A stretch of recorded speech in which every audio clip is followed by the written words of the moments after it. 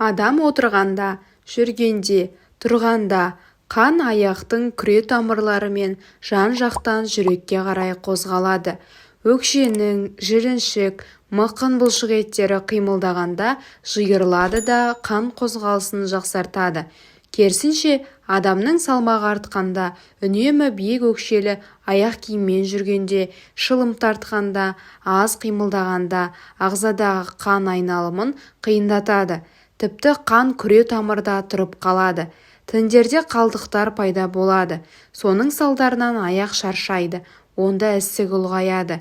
Биіктігі 7 см жіңішке өкше тізе буындарына 26%-ға дейін салмақ түсіреді. Ол аяқты остеоартрит ауруына ұшыратады. Биік өкшелі туфлиді күнде киіп жүргендердің буындары майысады. Сирақ пен табан сіңірлерін әдеттен тыс шаршатады. Соның кесірінен табанда қан дұрыс айналмай аяқ ісінеді. Негізінен иілмейтін платформа аяқ киімдер өте зиянды деп саналады. Себебі мұндай аяқ киіммен жүргенде табан бұлшық еттері жұмыс істемей қан айналымына көмектеспейді.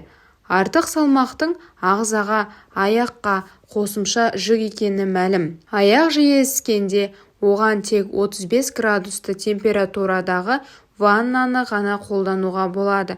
Алайда аяқты ыстық суда көп ұстамау қажет. Өйткені ол аяқтың күре тамыр ауруын асқындырып жібереді. Оны флебрит ауруына шалдықтырады. Өзіңіз аяғыңыз ыстық буды жақсы көрсе, әлсін-әлсін будан шығып, аяқты суық сумен шайып шынықтырыңыз. Жылдың көп жүретін жаз айларында кең аяқ киім кию қажет. Жеңіл кебістерді шұлықпен киеді. Ал сіз аяғыңыздың қан айналымы үшін қандай күтім жасайсыз?